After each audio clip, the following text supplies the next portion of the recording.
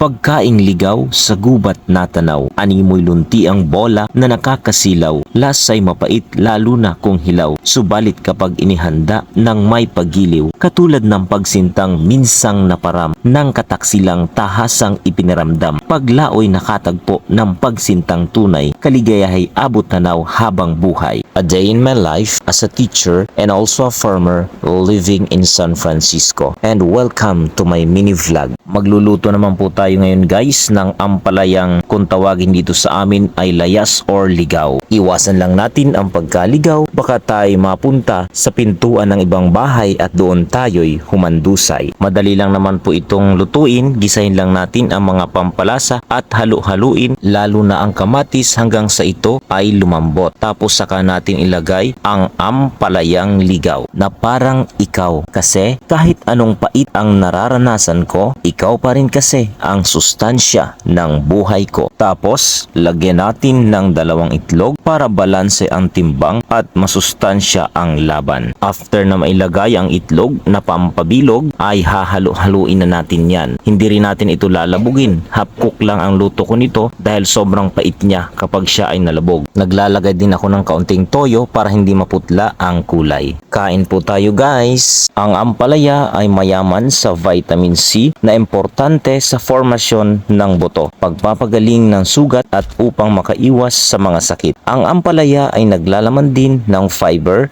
folate, potassium, zinc at iron. Hindi siya sobrang pait kapag half cook.